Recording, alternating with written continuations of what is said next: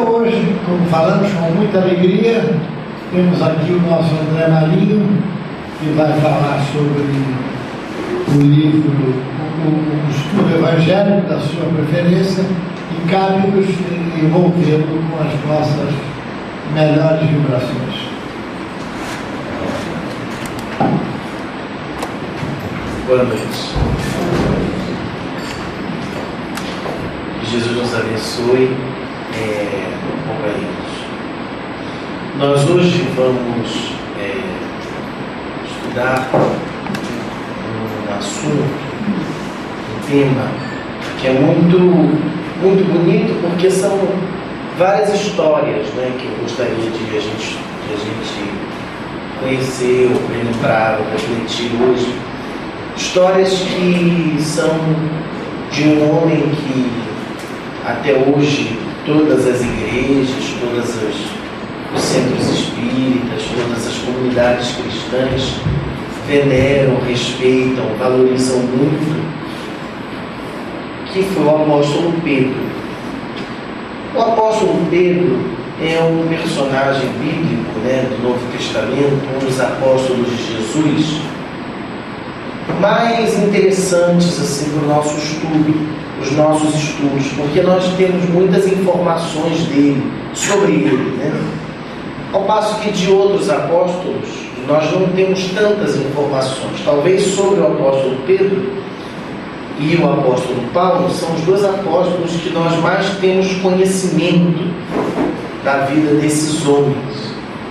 E é muito interessante porque o apóstolo Pedro era um homem tão comum, tão cotidiano, tão simples, mas ao mesmo tempo era um grande homem, um espírito de uma capacidade impressionante. Não por isso não era imperfeito, era imperfeito também, como nós somos imperfeitos.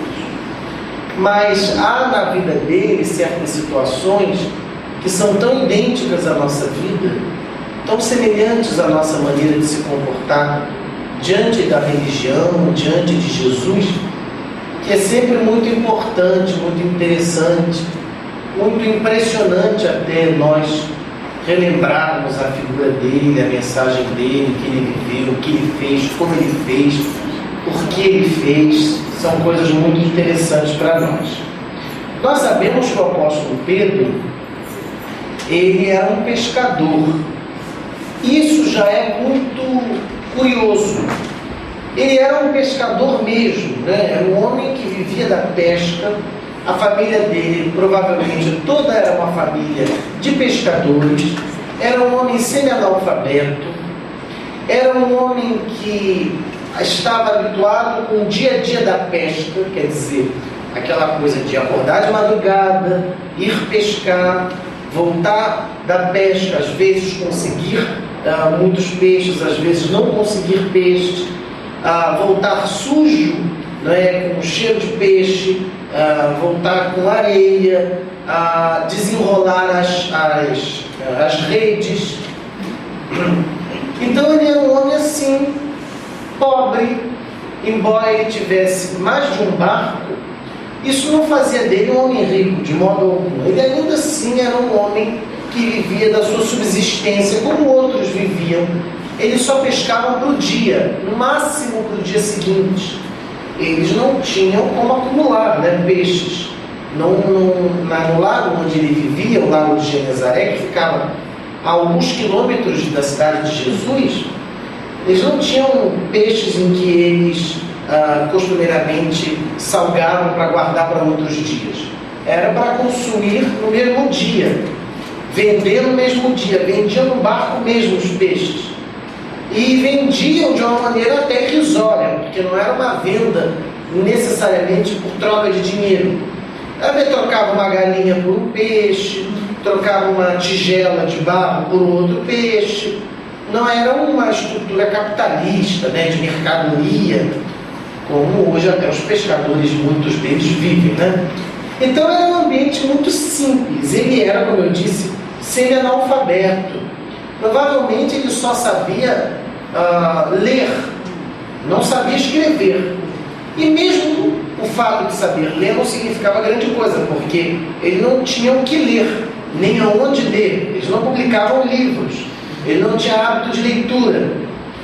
E foi esse homem pobre, esse homem simples e até rude, que Jesus chamou para ser um de seus apóstolos, um dos seus principais apóstolos. Porque Jesus também não era muito diferente dele. Jesus era carpinteiro, como nós sabemos, né? E carpinteiro, a gente às vezes fala assim de uma maneira nostálgica, né? Jesus era carpinteiro, mas a gente não lembra bem o que é ser carpinteiro, né? Porque também nós não somos. Não sei se aqui há alguém que seja. Mas carpinteiro é um serviço artesanal, como também pescar era um serviço artesanal, um serviço simples, mas com as suas complexidades, naturalmente. Um serviço de paciência, um serviço de exercício, um serviço em que você vive com a poeira, vive machucando as suas mãos, vive com as suas mãos sangrando, vive com seus dedos grossos, de tanto lida com aquela madeira e com aquelas ferramentas, um exercício braçal, muitas vezes pesado. Eles faziam não só cortes de madeira, mas também eles punham telhas em algumas casas, o que era também muito sacrificante, era um calor muito grande, era uma região muito quente. Então também a vida de Jesus até os seus 30 anos, ela era uma vida muito simples, era uma vida de gente pobre, né? Eu sempre digo que a vida de Maria também era uma vida muito simples, era uma vida de uma mulher daquela época. A função dela era fazer a comida para os seus filhos, lavar a roupa dos seus filhos, tomar conta da casa. A casa, entende-se, um pedaço pequeno, né, onde as pessoas dormiam e passavam as suas noites. Nem passavam o dia na casa, porque não havia espaço para ficar na casa. Então era um ambiente muito pobre, né? Não havia esgoto, não havia água encanada. Em Roma já havia, né? Mas na região onde Jesus vivia não existia nada disso. Maria era uma mulher que também vivia o seu dia inteiro naquela simplicidade do lar, da família, com as suas primas, com as suas vizinhas, com as suas conhecidas. Ora, eles viviam numa aldeia, Jesus e Maria. Nessa aldeia certamente havia tudo o que há em qualquer lugar hoje em dia, né? Havia fofoca, havia mentira, havia briga, havia inveja, havia implicância. Tudo isso que a gente conhece também eles conheceram nas simples casas em que eles viviam. Nada disso era diferente, embora não houvesse água encanada. Mas a vida mesmo de relação, ela não era tão diferente da que nós conhecemos hoje. E esse homem, o apóstolo Pedro, foi chamado por Jesus para ser o seu discípulo. E naturalmente eles viviam uma época muito, posso dizer assim, praticamente uma época de desespero. Por que desespero? Porque era uma miséria terrível onde eles viviam. Havia um clima político pesadíssimo, porque havia uma opressão de um império que tomava 10% de tudo que eles ganhavam e levava esses 10%. O apóstolo Pedro, quando pescava os seus peixes, havia uma contagem de 10% de tudo que ele produzia, de tudo que ele pescava, tinha que ser pago ao império, mesmo em produto, mesmo em peixes. Então, além desses 10%, eles tinham que pagar mais 25% do que eles produziam para o templo de Jerusalém, o grande templo, a sede da religião. Então era um povo que vivia numa opressão muito grande, uma opressão de fora, né, de um império de fora, e uma opressão de dentro, né, da sua própria religião.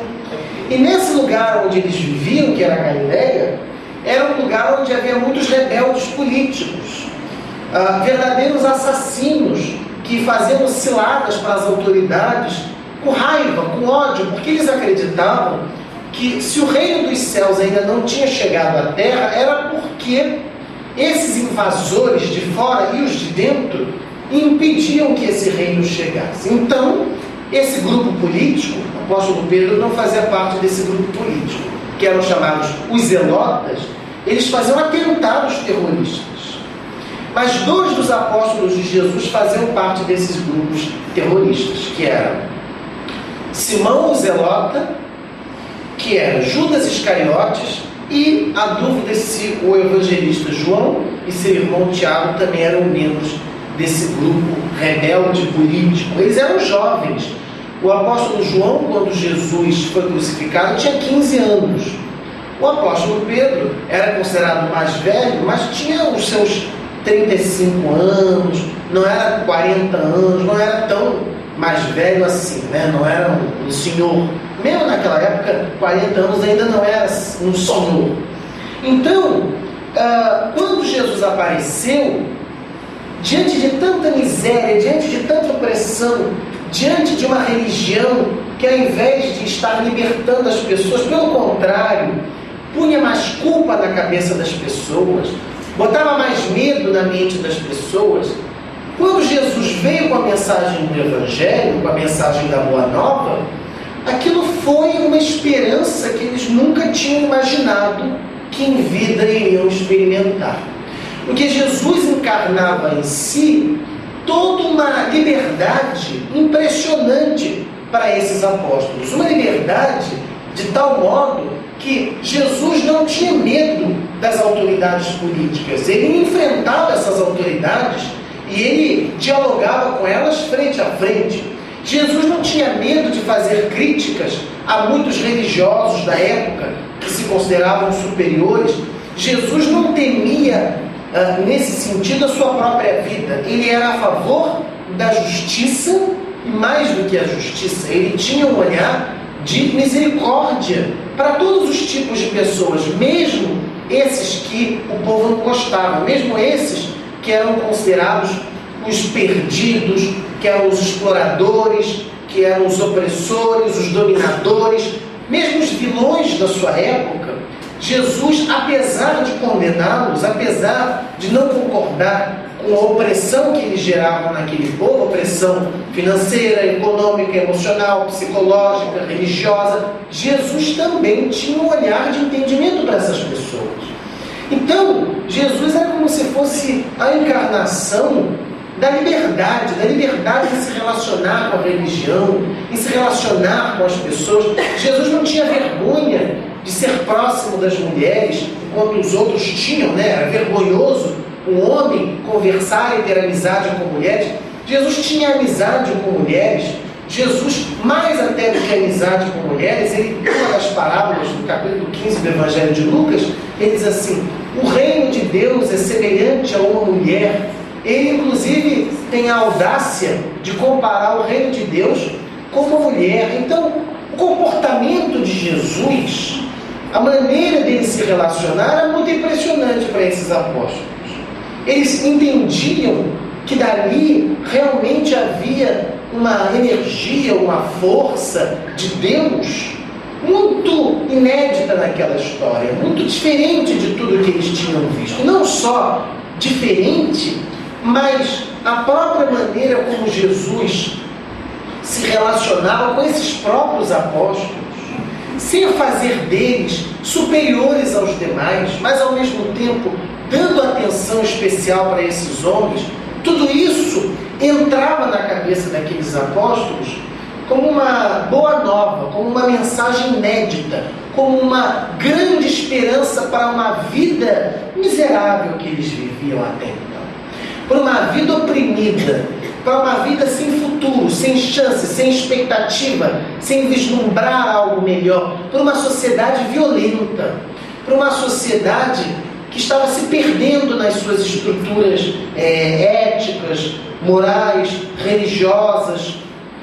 Então, quando o apóstolo Pedro começou a conviver com Jesus e começou a perceber que dali existia uma força muito maior do que a de qualquer líder religioso até então, que ele considerava importante, ele, o apóstolo Pedro, ele de fato se apaixonou de tal maneira por aquele evangelho, se envolveu de tal maneira com aquela nova esperança de vida, com aquela certeza de que, sim, a miséria, a crueldade, a opressão, ao horror que existe no mundo, mas acima disso tudo, existe Deus, que é o amigo dos homens, Deus que vem libertar os seres humanos através de Jesus.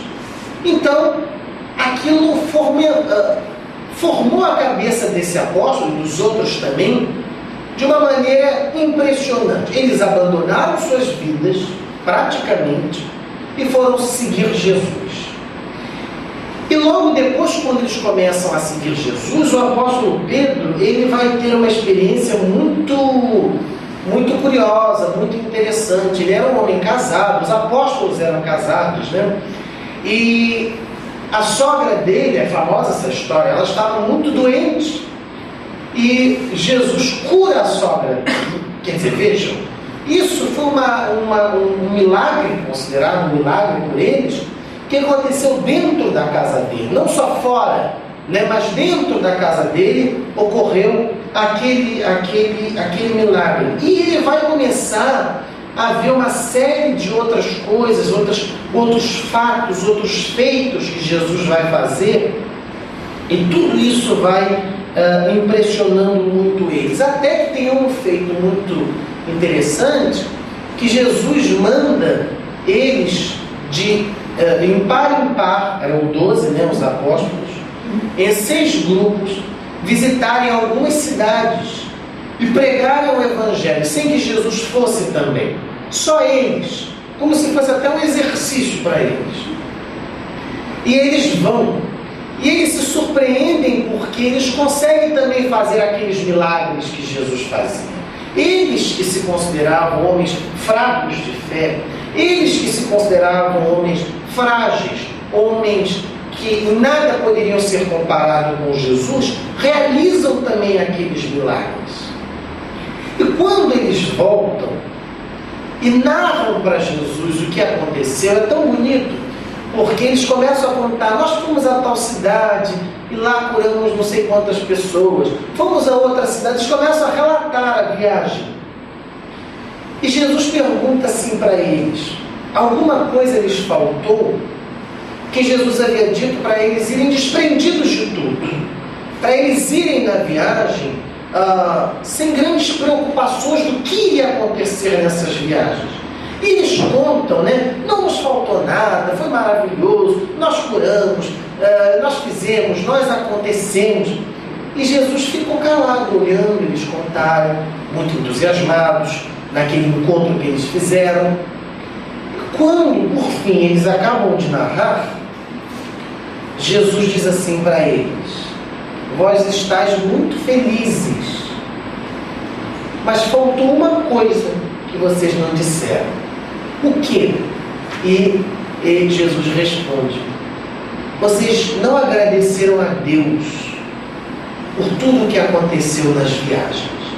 Isso é muito bonito porque, veja, foi o primeiro choque que o apóstolo Pedro teve, porque ele estava acreditando muito que era ele que fazia, que era ele que acontecia, que era ele que curava, que era ele que tinha aquela força, que ele era o escolhido.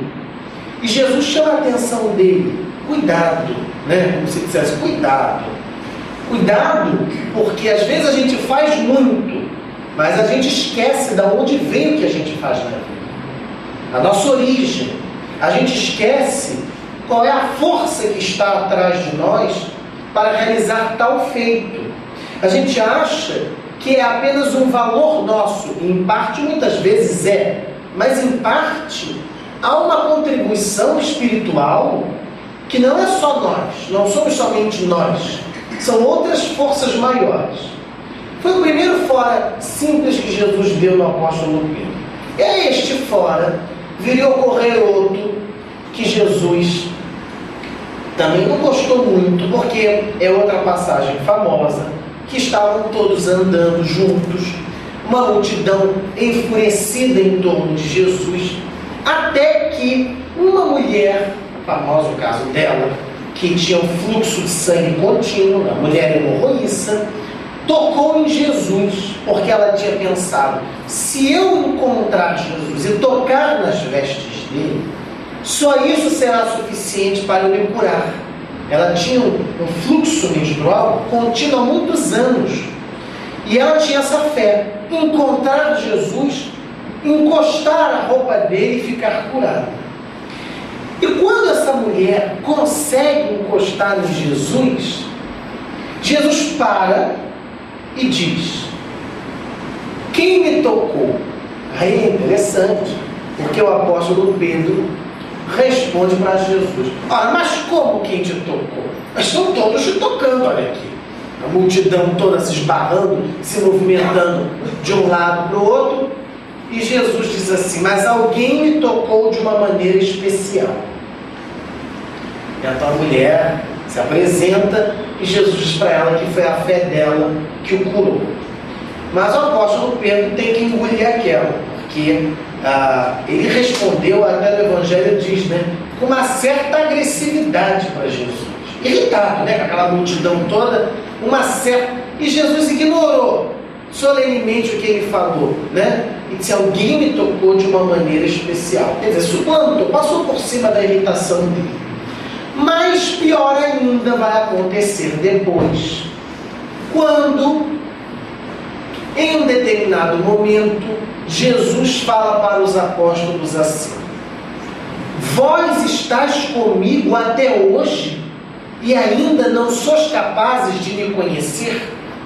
Porque os apóstolos estavam fazendo perguntas para Jesus, perguntas indevidas, inadequadas, perguntas tolas. E Jesus, aí parece que é Jesus que se irrita. Jesus é que diz: vós estáis comigo até hoje e ainda não sois capazes de me conhecer?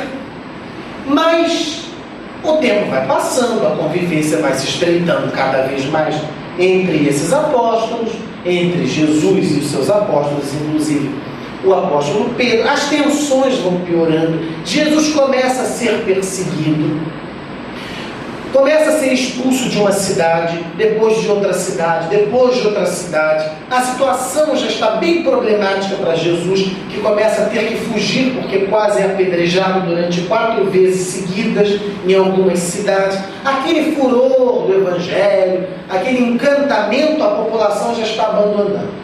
Porque a população, ela quer coisas imediatas, né? A população quer os milagres somente. Ela não quer saber de doutrina, ela não quer saber de reforma íntima.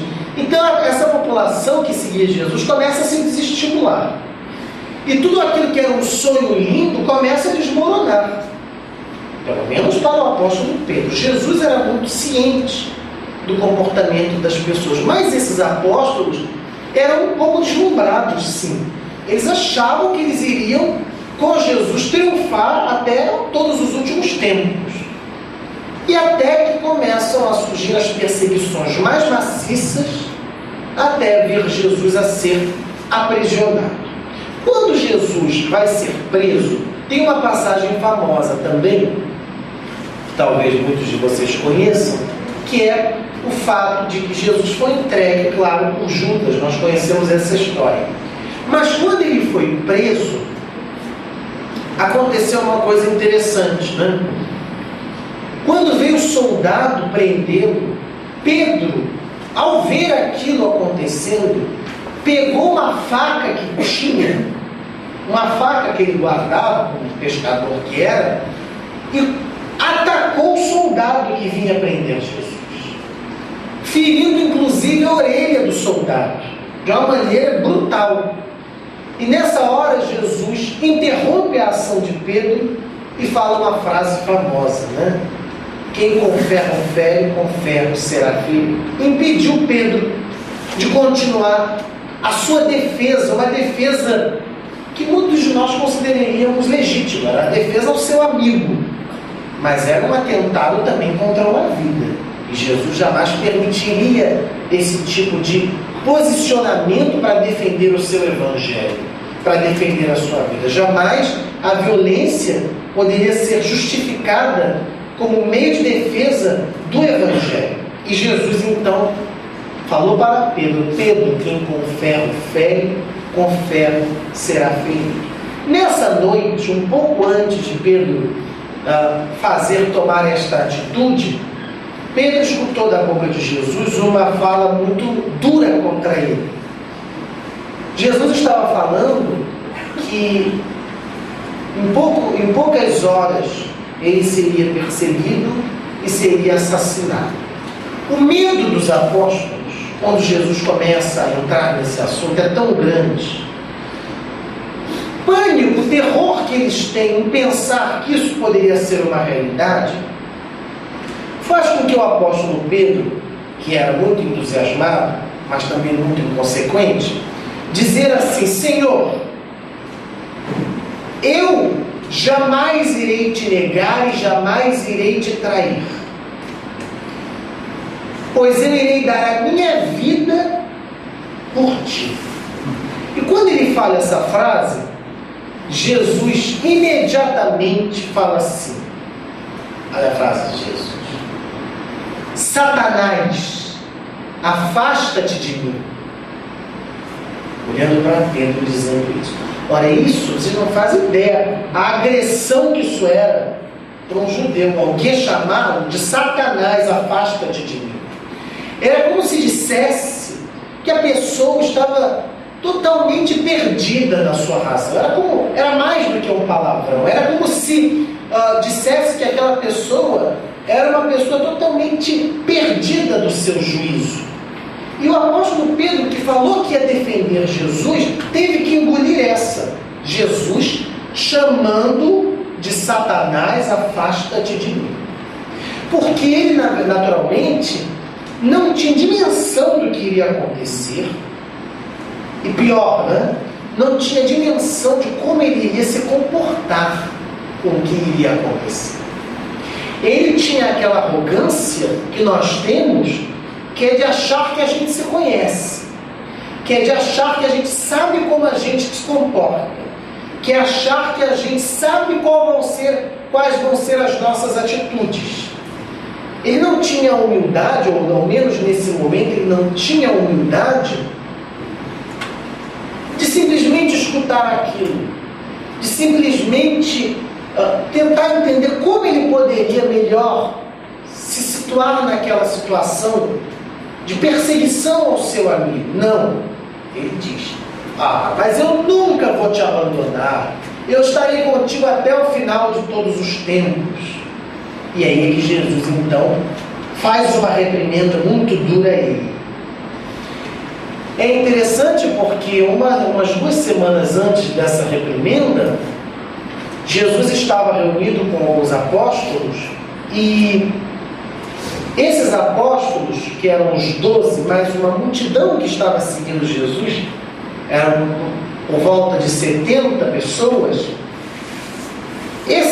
essa multidão começa a escutar um discurso de Jesus, e essa multidão diz assim: Senhor, duro é o teu discurso, não queremos mais te seguir.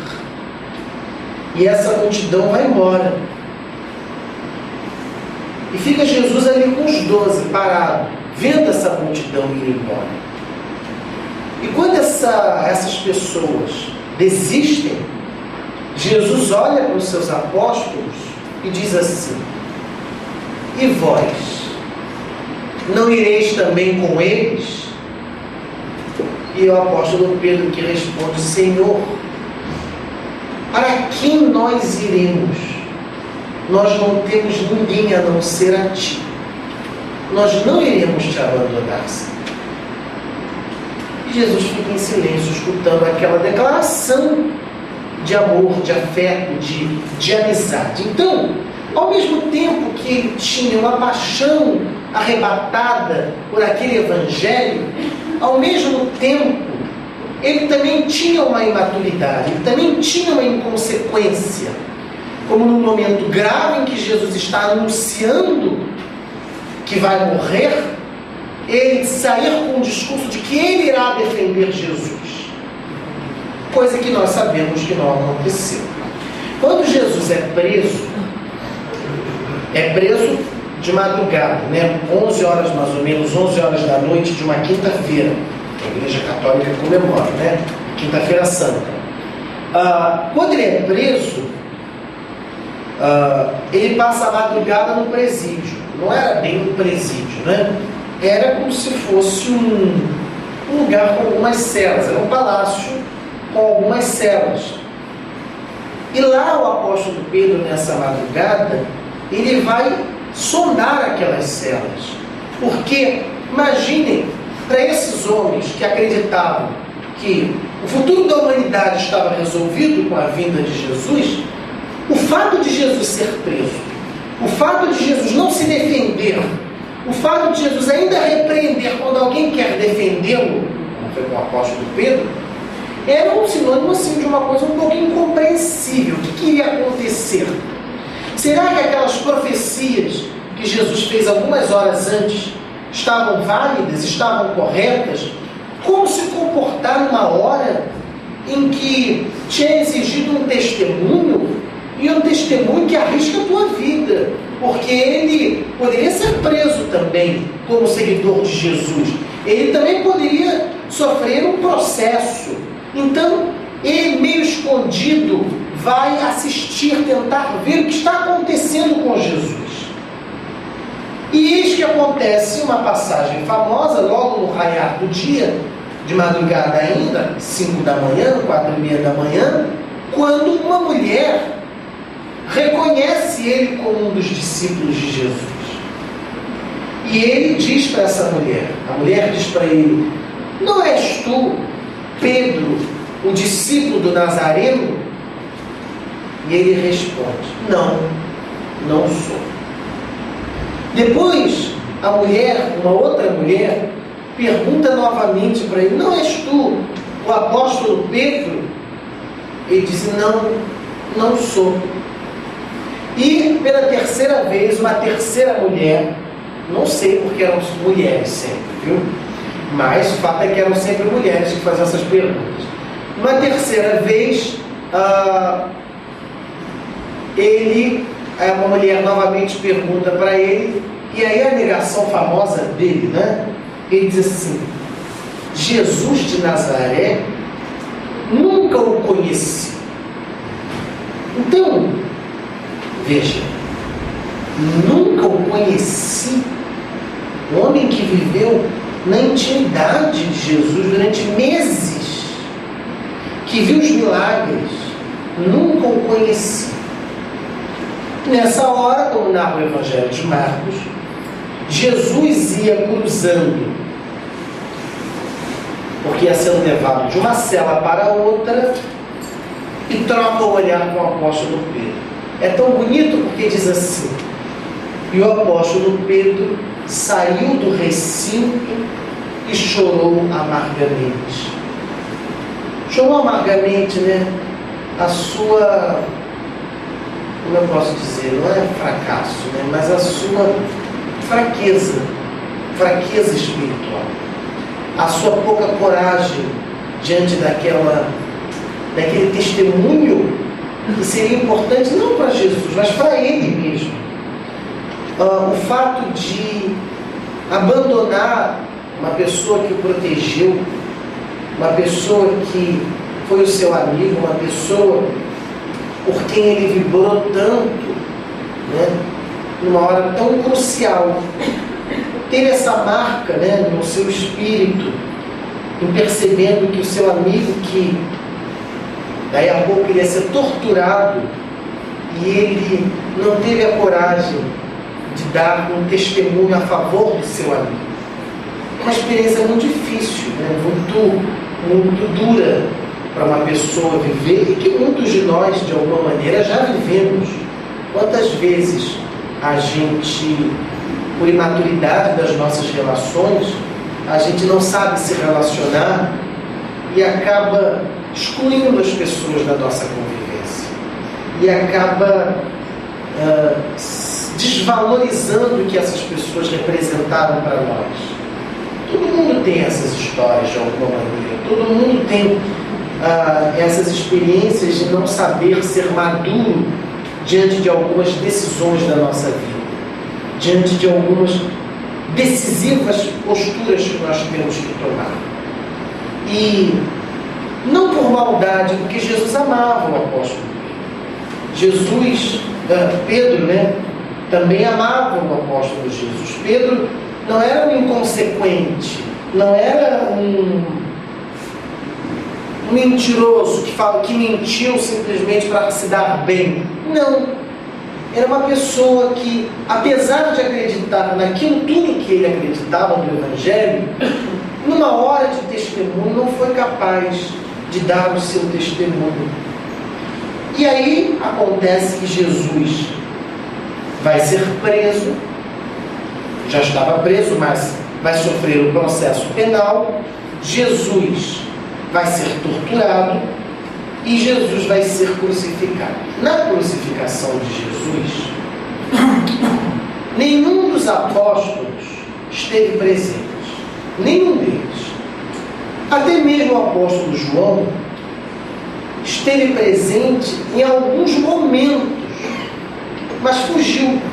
Eles não tinham condições de assistir àquela tortura que era considerada, na época, a pior tortura inventada em todo o Oriente. As mulheres, a mãe de Jesus, Maria Madalena e algumas outras mulheres, engraçado, né? Interessante, elas assistiram. Elas tiveram coragem de assistir à tortura de Jesus. Mas os apóstolos não tiveram essa coragem. Isso é uma coisa muito importante para nós no nosso mundo hoje, a questão da crucificação, porque, veja, Jesus não foi um mestre, um líder religioso que saiu do mundo triunfando segundo os valores do mundo. Não, muito pelo contrário. Segundo os valores do mundo, segundo os que o julgaram, segundo os que faziam oposição a ele, segundo os que o colocaram na crucificação, ele saiu como um fracassado. Ele saiu como um ser que perdeu a luta, a guerra, né? E os apóstolos, quando viram a crucificação, mesmo à distância, porque em alguns momentos eles viram, pairou na cabeça deles um desespero tal, um desespero de ver toda aquela liberdade, toda aquela esperança, toda aquela salvação, agora presa numa cruz, né? Uma salvação que as forças do mundo, de opressão, de crueldade, de fanatismo, de doença, pareciam que tinham suplantado.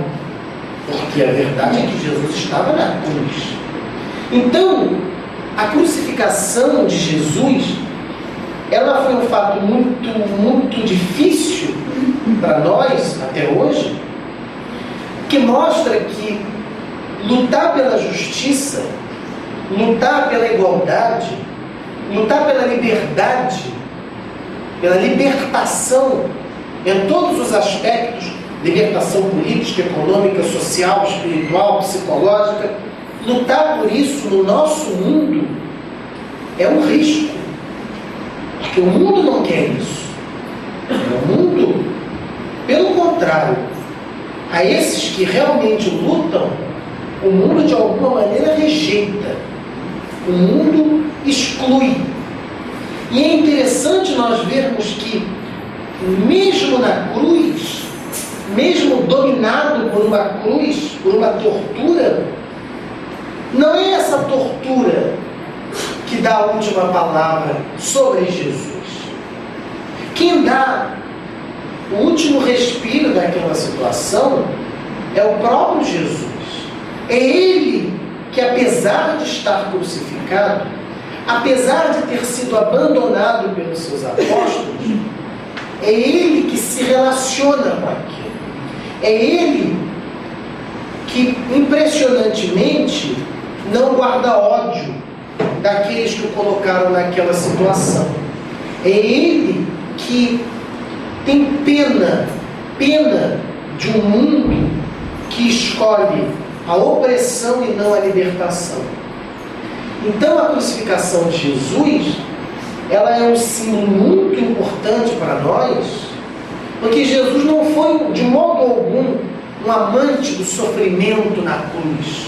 muitas vezes nós aprendemos equivocadamente em algumas religiões. Mas ao contrário, mesmo na cruz, Jesus teve uma liberdade com a cruz, uma liberdade com a tortura e com a opressão que ele passava, impressionantes. E é muito importante porque a nossa sociedade de hoje, fazendo um parênteses, na história do apóstolo Pedro, ela, como nós sabemos, ela é tão violenta quanto a da época de Jesus. Antes de Jesus ser crucificado, 10 anos antes, houve um grande massacre na região dele.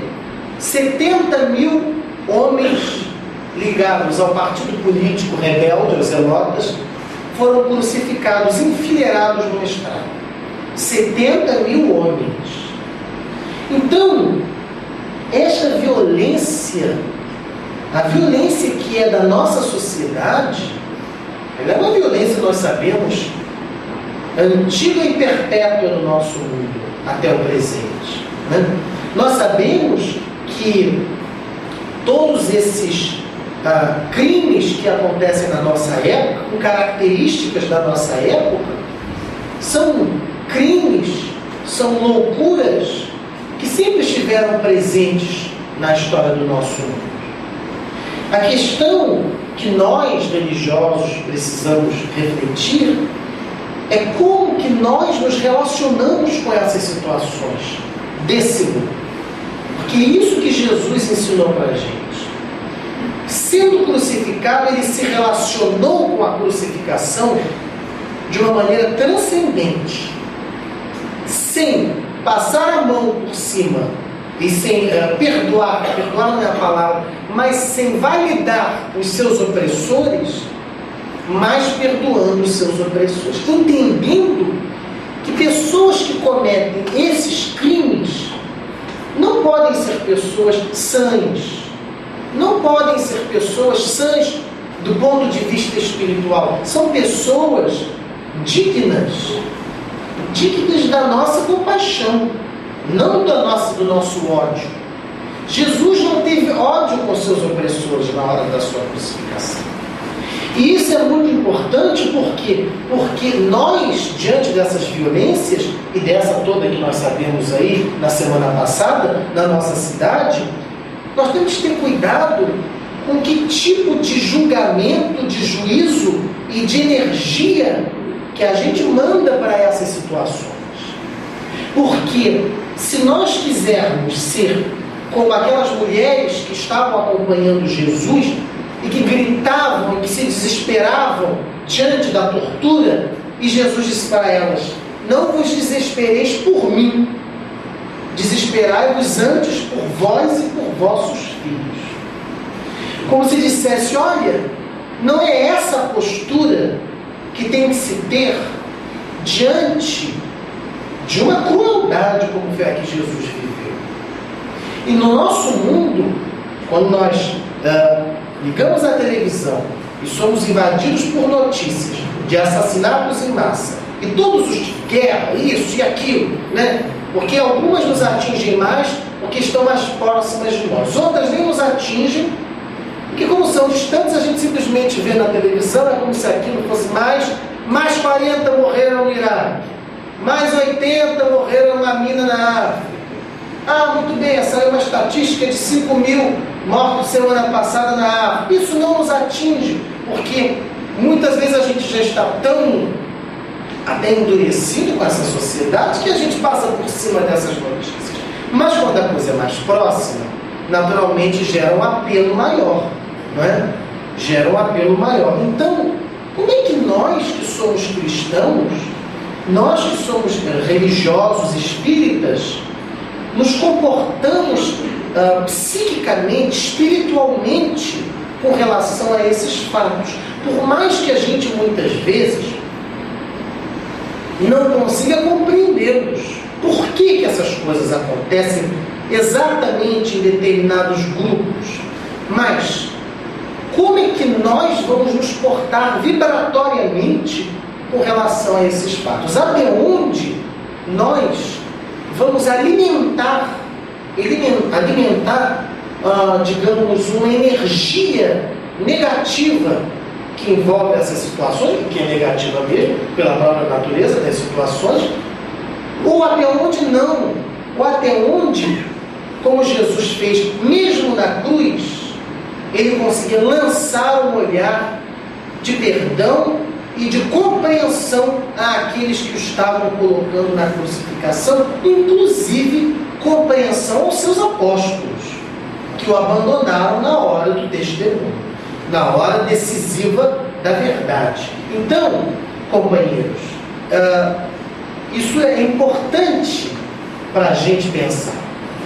A religião serve para isso, serve para nós aprendermos a nos relacionar com todas as situações do mundo, mais difíceis que elas sejam, a nós termos um olhar sobre essas situações diferenciado. O nosso olhar, enquanto cristãos, não pode ser um olhar comum, o olhar popular. O nosso olhar precisa ser o olhar do Evangelho, ainda que nós naturalmente não tenhamos esse olhar, mas exercitarmos o olhar do Evangelho. Na hora da crucificação de Jesus, o grande exemplo que Jesus vive na crucificação é esse. Podem matá-lo, e mataram, mas o sentido de sua morte, quem deu, não foi ninguém, mas foi ele mesmo, Jesus. Podem torturá-lo, muitos já foram torturados na história do nosso país e na história do mundo, mas o sentido que vai dar à sua morte, à sua provação, ao seu testemunho, é o Espírito que passa por isso. Lembrando que esses que colocaram Jesus na crucificação, Jesus tem a grandeza de dizer: Pai, perdoa-lhes. Aí Jesus ainda justifica, né? Porque eles não sabem o que fazem. Não sabem o que fazem. As pessoas que foram responsáveis diretamente e objetivamente pela crucificação de Jesus não tinham dimensão do que elas estavam fazendo. Não tinham percepção do que aquilo iria gerar. É toda a história da humanidade. Olha, uma coisa que aconteceu há 2000 anos atrás. Então, o Evangelho não quer ensinar para a gente a ser bonzinho a qualquer custo, só porque tem que ser bonzinho e tem que pensar bem sobre as pessoas. Não, o Evangelho não é alienação. O Evangelho é consciência das coisas com lucidez e com maturação. Maturidade sobre as situações. É querer realmente condenar os pecados que acontecem na nossa sociedade. Mas isso não significa que condenar os graves erros sociais, culturais da nossa sociedade significa que nós também teremos que condenar e apedrejar os que cometeram esses erros. Não, pelo contrário. Nós temos que vibrar positivamente pelos que cometem esses erros. Porque, como Jesus disse, não sabem o que fazem. Diante da cruz, esses apóstolos, vendo aquela situação, se desesperaram de tal maneira e, de fato, acreditaram que tudo estava terminado, que tudo estava finalizado, que realmente o ódio, a vingança, a opressão, a crueldade, os interesses pessoais, tudo isso era maior do que o próprio Evangelho, porque estava ali o resultado, posto na cruz. Isso foi na sexta-feira de tarde, quando Jesus expirou, às 3 horas da tarde, a última manifestação de Jesus em vida, como diz o Evangelho de Marcos, diz assim: e dando um grito, Jesus morreu. Um grito como se fosse um grito de condenação à nossa humanidade, como se fosse um grito, não de desespero, porque Jesus não viveu o desespero na cruz. Pelo contrário, a hora da crucificação foi a hora de maior fé de Jesus. mas é um grito de recriminação a uma sociedade que permite haver uma crucificação, a uma sociedade que se cala diante da opressão, a uma sociedade que não se envolve com os graves problemas dessa própria sociedade, porque quer viver uma vida individual, uma vida particular. Então, nesse caso, é o mesmo caso que nós estávamos falando, é muito semelhante em alguns aspectos a esse caso que falávamos agora há pouco, ocorrido na semana passada na nossa cidade. Ora, também às vezes a gente tem que ter cuidado, que é muito simples não é a palavra, simplório, a gente fazer um vilão e as vítimas. É claro que há vítimas, mas a gente tem que ter cuidado, porque, veja, só existe vilões, considerados vilões, porque também existe uma série de estruturas que permitem uma pessoa chegar a esse nível, que permitem não haver um amparo, um socorro social dessa sociedade para pessoas frágeis em todos os aspectos espirituais, emocionais, psíquicos, psiquiátricos. Então, fazer assim o vilão é muito simples. Agora, entender que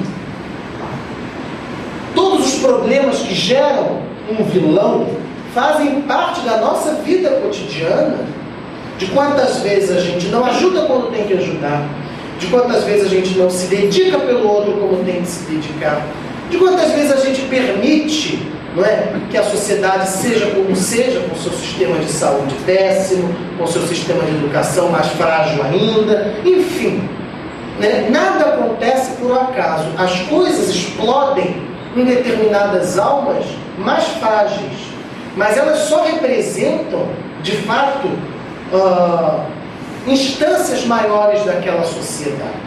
De fato, os homens que foram responsáveis pela morte de Jesus foram os homens do Sinédrio, da hierarquia, 70 homens, mas esses homens, eles só puderam aplicar aquela atitude porque houve toda uma sociedade na época que permitiu que eles tivessem aquela atitude com relação a Jesus. Então, é a mesma coisa nesse caso da semana passada, não é? Do assassinato do colégio. Há toda uma sociedade que ignora ou que não presta atenção a casos de bullying dentro das suas escolas, a um sistema psiquiátrico frágil no nosso país, que permite a pessoa tomar remédio ou não tomar remédio segundo a sua vontade, que permite o sensacionalismo dos jornais, da televisão e impressos, que o tempo todo ficam anunciando de uma maneira, às vezes, até patética as informações, alimentando o gosto popular por uma certa crueldade, assistindo aquilo o dia inteiro. Quer dizer, são uma série de coisas que permitem, numa sociedade como a nossa, acontecer crueldades desse tipo. Então, nós, como cristãos, precisamos ter uma postura cuidadosa com relação a esses fatos que nos chegam. Até onde nós alimentamos ou não alimentamos isso? Até onde, sem perceber, a gente, vou usar uma palavra comum, né? Curte ficar assistindo na televisão durante 3 horas aquelas informações, né? Durante 5 horas, não é? Fazendo comentários com a vizinhança toda. Até onde, não é? Nós, sem perceber, somos levados pela crueldade, pela energia negativa que se fomenta e que existe no nosso mundo e que a gente não percebe. A gente percebe essa energia quando atos isolados acontecem, mas a energia ela está presente. Ela está presente. Eu mesmo já fiz esse teste. Eu outro dia entrei num táxi e eu falei assim, e o moço começou a falar, eu comecei a conversar com ele, ele começou a falar mal, mas falava mal de tudo que vocês possam imaginar. E eu pensei assim, não vou falar mal, vou ficar calado, não vou alimentar essa energia negativa, 5 minutos depois eu já estava batendo papo com ele, falando as mesmas coisas que ele, porque não aguentei, porque eu sou fraco espiritualmente, confesso. Então, a gente tem que ter esse cuidado, né? A gente fica vendo a televisão, alimentando aquilo, não é? A gente tem que ter muita atenção com essas coisas, porque com que afinidade espiritual nós estamos nos agregando. Porque os que cometem esses crimes se afinaram necessariamente, espiritualmente, com essas energias. Mas não foram só eles, porque todo mundo que alimenta aquelas energias e que vibra com aquilo, e que fica lendo um caderno especial de 30 páginas do jornal sobre o assunto, e que fica na televisão assistindo aquilo o dia inteiro. Vai dizer que vocês não conhecem pessoas assim? Eu conheço. Eu mesmo não fico vendo o dia inteiro, mas fico tentado a ficar dando uma olhadinha. Corto. Tento cortar, porque eu digo, não é isso. Não é isso, isso não tem nada a ver comigo. Eu acho que aqui não tem que nesse entender. Não, né? Todo mundo me desliga na hora, né? Entendi. Então, vocês estão melhores do que eu. Mas, companheiros, veja, o tema era o apóstolo Pedro, vocês estão lembrando, né? Mas eu tive que fazer esse parênteses, não estava nem pensando em fazer. Mas a gente sabe que os espíritos, né, às vezes acham que a gente tem que fazer, então a gente faz. Então, o apóstolo Pedro, vamos voltar, vamos fingir que a gente não fez esse parênteses. O apóstolo Pedro, ele, diante daquela situação da crucificação, também foi mais um dos que aderiram àquela energia negativa. Mais um dos que acreditaram no fracasso do bem sobre o mal. No fracasso do Evangelho. Isso foi numa sexta-feira à tarde. Passou o sábado e os apóstolos ficaram prostrados, sem saber o que fazer.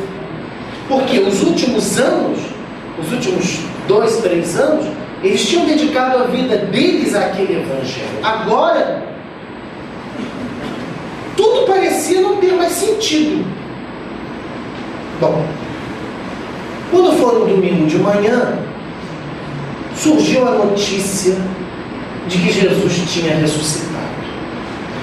Inicialmente os apóstolos não acreditam. Acham que provavelmente roubaram o corpo de Jesus. Depois, o apóstolo Pedro e João correm até o túmulo.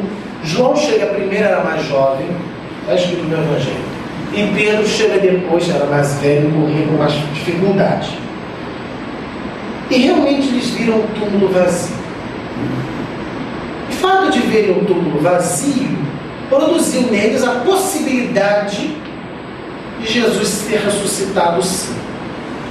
Mas o fato aconteceu depois, quando Jesus aparece para eles. Ora, a ressurreição de Jesus também é um fato assim primordial para nós estudarmos. Primordial por quê? Porque, como nós dizíamos, quem ressuscitou foi quem? Foi um homem perseguido, considerado herege, falso profeta, agitador, blasfemo. Jesus. Quem ressuscitou foi o torturado. Quem ressuscitou foi o condenado. Ora, este Jesus, considerado pelo povo amaldiçoado por Deus, que quem era crucificado era considerado amaldiçoado por Deus. Imagina, Jesus teve esse título para ele. Esse homem ressuscitou. E com a sua ressurreição, há uma fragmentação na cabeça desses apóstolos radical. Porque, veja, era como se eles pensassem, de fato, o mal, a crueldade, o erro, a maldade, tudo isso existe e é real no nosso mundo. Mas tudo isso, de modo algum, é o ponto final de Deus na história. Apesar de tudo Jesus ressuscitou. Os homens, nós, podemos muito com a nossa invigilância e com a nossa maldade. Mas nós não podemos uma coisa: nós não podemos nunca mudar os planos de Deus. Nunca, por mais que nós façamos ou aconteçamos, por mais que nós sejamos generais das guerras monstruosas, nunca nós conseguimos atingir algo muito maior do que as guerras, que é o que Deus planeja para o mundo, o que Deus planeja para toda a sua criação, que é a perfeição, que é a evolução, que é o progresso. Então, mataram Jesus, mas ele continuou vivo. O anjo diz para Madalena: por que procuras entre os mortos aquele que vive? Quando ela vai procurar Jesus no túmulo. Olha que frase dele: por que procuras entre os mortos aquele que vive? Então, companheiros, com a ressurreição de Jesus, tudo muda na cabeça deles. De fato, às vezes no nosso mundo, o mal ainda é uma instância real, mas que a gente tenha a certeza, a convicção de que o ponto final da história não vai ser dado pelo ser humano, vai ser dado por Deus.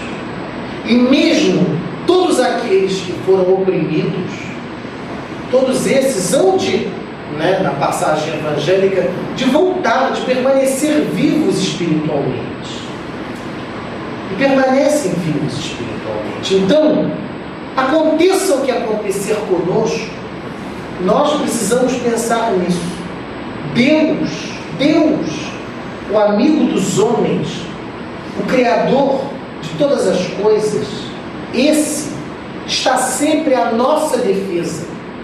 Embora a gente não consiga perceber na maioria das vezes, embora a gente não consiga entender quais são os meandros desse plano divino, mas acima de tudo está Deus. E aí acontece um encontro bonito do apóstolo Pedro com Jesus. Eles estavam, Jesus ressuscitado, Pedro estava no barco, chegando na margem, já feliz com o seu coração por ter visto Jesus, e Jesus está esperando ele na outra margem. E Jesus diz para ele a seguinte pergunta: Pedro, tu me amas? Ele responde: Senhor, eu te amo. Pergunta pela segunda vez: Pedro, tu me amas? Ele responde: Senhor, eu te amo. E pergunta pela terceira vez. Foram 3 as negações dele, de Pedro. E Jesus pergunta pela terceira vez: Pedro, tu me amas? E Pedro responde assim, como lhe era muito característico, diz assim: Senhor, tu sabes todas as coisas, tu sabes que eu te amo. E Jesus diz para ele: então, Pedro, apacenta as minhas ovelhas. Veja, companheiros, para nós terminarmos, para quem que Jesus pediu isso? Apacenta as minhas ovelhas. Para um homem que negou a crucificação, negou na hora da crucificação, para um homem que foi violento na hora que Jesus foi preso, um homem maturo, mas foi para esse homem que Jesus disse: Pedro, apacenta as minhas ovelhas. Porque Jesus não faz distinção entre nós. Jesus quer paz. A paz não é a paz todo mundo de camisa branca, não. A paz verdadeira, no nosso coração. Jesus sabe que nessa terra, nesse mundo, nesse planeta, ele pode contar com pessoas imperfeitas. com pessoas com as suas fraquezas, com pessoas com as suas fragilidades, que somos nós. Mas são essas pessoas que, se querem realmente construir uma vida nova, um evangelho novo, são essas pessoas que vão receber o apoio do evangelho, o apoio do próprio Senhor Jesus. Então, apesar de o apóstolo Pedro ser um entusiasta do evangelho, mas um frágil homem na sua fé, ele poderia dizer, como disse uma vez um homem para Jesus: Senhor, eu creio, mas ajuda a minha incredulidade. É assim a nossa fé. A gente crê, mas tem uma fé fraca, tem uma fé frágil, mas isso não é mal contra nós. Isso, pelo contrário, é uma bênção que Deus pode transformar a nosso favor, apesar da nossa fraqueza, apesar da nossa humanidade, apesar da nossa limitação. Ainda assim, os Espíritos do Senhor podem habitar ao nosso lado e obrar através de nós. Ainda assim, nós podemos ser aquilo que o apóstolo Pedro disse, as cartas vivas do Evangelho. Apesar de nós, muitas vezes, nos sintonizarmos com as energias do mal, ainda assim, se nós queremos, se nós quisermos, nós poderemos ter o apoio dos grandes amigos espirituais que estão soprando ao nosso ouvido, vibrando por nós, para que nós possamos fazer aquilo que o Evangelho fez: nos libertar espiritualmente e libertar espiritualmente os outros. Então, em qualquer situação da nossa vida, seja ela qual for, da simples à mais complexa, que a gente possa se lembrar do compromisso que nós temos, compromissos assumidos no mundo espiritual, muitas vezes, de nós sermos, na nossa medida, os representantes da paz e do amor no nosso planeta. Apesar da nossa limitação, é conosco que Jesus conta e é conosco que o Evangelho conta. Somos nós que fazemos o Evangelho. Somos nós que vivemos ou não e nos transformamos ou não nas cartas vivas do Evangelho, como o apóstolo Paulo disse. E a doutrina dos Espíritos, que é o Espiritismo, que vem trazer claramente esta comunicação entre os dois mundos para nós, ela tem esse objetivo. Ela vem dizer para nós que os Espíritos continuam vivos, os grandes Espíritos continuam ao nosso lado o tempo todo, querendo trabalhar através de nós. Basta nós dizermos um simples sim em cada ato pequeno da nossa vida. Então, companheiros, o apóstolo Pedro fica sendo uma referência muito importante do homem comum e humano, mas que, afinal de contas, disse sim ao Evangelho. Sim, ele disse sim, apesar da sua dificuldade em dizer sim. Que Jesus nos abençoe. Muito obrigado. Boa noite.